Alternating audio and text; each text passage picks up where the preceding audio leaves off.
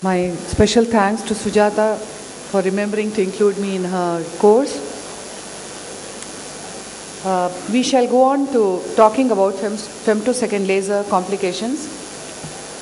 We have come to understand that the microkeratomes, femtosecond lasers came in, and the microkeratomes are pushed back because of the innumerable complications which rear its ugly head as far as the microkeratomes were concerned. And the main reason why the femtosecond laser took off, besides the precision and the flap predictability, was that is essentially anatomy blind. So irrespective of the corneal topography, you would get the best of results. So you would never get to see all these bizarre free flaps or incomplete flaps or buttonholes or partial flaps, which were all related to either treating a flat cornea or a very steep cornea or a small eye with a suction brake.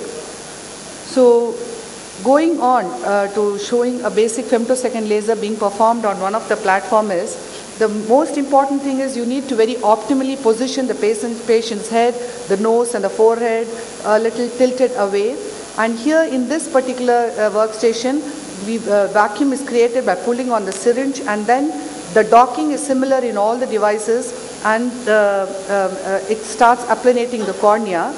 Going on to showing it to the different platforms, it's very critical that when you applanate, the fluid meniscus of the cornea expands, but the docking should be very central, and there are these light rings which ensure that you dock it right center of the cornea. First, the pocket gets created, and this is called the raster pattern, where the bed is being created by the cavitation bubbles vaporizing the plasma, and the last 7 seconds the side cut is done, and then you have to just release the suction, lift up the applanation cone, and then shift it to the excimer and just lift the flap with a blunt spatula. This is the other platform wherein again you can see the centration of docking, which is the most critical step, is done. And in this, once the applanation is done, the fluid meniscus expands to the periphery, and then you press on the foot pedal, and this is the funnel which is created, and then the raster pattern is done. It's similar, it just the bed cut is done, then the stromal cut, and then you have to release the suction. But on this platform, it's an automated suction control, and you have to just with a blunt spatula define the edge and just take the spatula separating the tissue bridges and just lift it. This is the Visumax platform, wherein again you could create a flap, because above -10 you can't do a smile procedure. So here it's a spiral pattern, and again centration is very critical, but once the bed cut is done and the side cut is completed, you are able to lift the flap and go ahead. So the areas where you could get complications with a femtosecond laser, when if it is impinges on the nose, or if it's too laterally tilted where the centration is not right, there could be a suction break. Again, a forehead or a very prominent cheekbone could also cause suction breaks. So basically, the main advantage with the suction loss with any of the different workstations for femtosecond laser is, even if there is a suction break, as it has happened here, the fluid meniscus, you can see it collapsing, then you could rerun on the raster pattern over and above the basic one, but you might get a little more of OBL or gas collection. There might be a little tighter flap lift, as you could notice here, but then the procedure is done and completed in the same sitting. Whichever modality of femtosecond laser you use, you could always handle the suction loss in the same sitting and get away with it. It's very critical that you wipe the cornea dry when you are running the femtosecond laser. The fornices should be totally dry, because if the tear fluid gets collected, you know, although the raster pattern is moving on, I could tell you clearly that the side cut would not have happened in such a situation. So in this kind of a situation, you could go on to the side cut option alone, decrease the diameter of the side cut by 0.5 millimeters so that it doesn't overlie the original side cut, because if it does, then you would have a vertical breakthrough or two tags connecting the original flap to the second one. So you have decreased the side cut by 0.5, and then you have the side cut alone, which occurs just for the last 7 seconds, and then you could go in with a spatula. Here in this particular instance, the flap lift was a little difficult, but largely it is not so. It's just one sweep and you're able to lift the flap. Moving on to, this is another thing which are all early learning curve mistakes. These situations do not happen, but you should ensure that the inferior limbus is not exposed, the superior limbus should only be exposed, because if the femtosecond laser passes on sclera, the cut would not occur. So see, in this position, I've had to get that extra stretch to cut the flap and lift it. Very rarely, you might even have to use scissors to cut it. So it's better to position the cone such a way that a little bit of the sliver of superior meniscus is exposed, then it will be well centered onto the cornea. Again, a very small eye as this. These are different situations which could happen. When you try a couple of times, you realize that you're not going to get the suction at all. You keep losing suction. Then you could just remove the speculum and then use the flanges of the suction speculum itself to separate the lid margins and do it. In this case, you've had a low hinge because you have inadvertently exposed more of the inferior limbus, when again, you should not be doing laser and taking it up at a later date. This is a rare situation could crop up, wherein the flap cut is occurring routinely, but you could see from the side, those gas bubbles are coming in through the Schlem canal, trabecular meshwork, and comes to lie in the central pupillary area.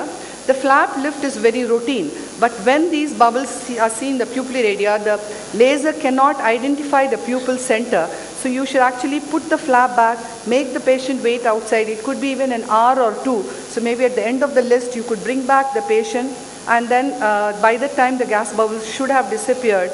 It is said that it could even stay for 4 hours, but thankfully this situation didn't happen with me, and you could do the laser and put the flap back. These are extremely ridiculous situations which happen. It's very critical, besides seeing that the whole cornea, fornices of the conjunctiva are dry, you should even see that the undersurface of the applanation cone is totally dry. This was just one of its instances when this was essentially a water droplet. I had never seen this, was quite confused as to what had happened many years before. So what happens is, in that small circular area, the laser ablation has not occurred. So it's going to be a real tough time to separate the flap at this point of time. So what I do is I go to the inferior to that area and separate the flap, and then it nearly becomes like a lamellar dissection. I got away with it, but I would never advise that any of us do this, because in case you have created a buttonhole in separating the flap here, then this vicious cycle of epithelial ingrowth or a central corneal haze, and the whole it gets more and more problematic. It's better to put the flap back and take the patient again on a later date. But primarily, this situation could be entirely avoided if your conjunctival fornix is totally dry and the undersurface of the cone is dry. Then you could get away with it. Again, this was just one episode wherein one eyelash came under the, as you can see here, under the speculum, but the laser had started already, and I continued with the laser ablation, as you can see here. It's going a little slowly. The bed cut is done, and then the side cut. And when I'm trying to lift the flap, even that thin an eyelash could pose a little bit of a resistance in lifting the flap. So it's very important when you dock, you ensure that it's well exposed, the conjunctiva, the docking is central, little bit of the superior limbus exposed, the cone is not wet at all, and there is no eyelash or anything in the way. Going on to a pterygium, again pterygium you could have a problem if it's in the nasal side. This was a very small pterygium, and docking could have got done, but you can see that area of meniscus, which is thankfully did not collapse, but I could lift the flap. But again, we have to be abundantly cautious if there is a pterygium there. Flap holes are something which never ever happened with the femtosecond laser flaps because of the interlocking, because of the inverted side cut which is there. But this patient came in with a blunt injury, and there was this area but the epithelium had already been scraped because of the accidental injury. So I did not have to scrape the overlying epithelium. So you thoroughly hydrate the flap, stretch the flap the way she had said, and this was hardly 3 days after the primary procedure, so it could be done with this, but otherwise you have to use 2 Meroseal sponges to stretch the flap. And this is how the flap looked the next morning. Infiltrate was just one of its kind which happened in my whole series of refractive procedure. But if you see an infiltrate like this patient came in 3 weeks after the procedure with a small infiltrate, you need to lift the flap, scrape it, and immediately irrigate it with fortified antibiotics, and then of course send the scrape for, but you hardly get much of a tissue for a stain or a culture. But then invariably these eyes get quite okay, but you never know, you might end up with a serious problem too. This is the kind of disseminated interface keratitis which could rarely crop up. We should have never let it go to this stage. You should, the very next day, you should lift these flaps and wash, because when it comes to this point of time, even though you have lifted the flap and you have washed it off, some amount of that central microstriae actually remains for nearly a month. Very rarely there might be a small hyperopic shift of 0.5 or 0.75, which actually gets very bothersome for these patients, and even to tide them over that 1 month is a real nuisance. So unhesitantly, the very next day, if you see significant haze, immediately lift the flap and wash it off. You never get to see any of these situations. Thank you. I made it a point to collect the worst of the videos to show you all, so that nobody in this audience would repeat these things again. Thank you.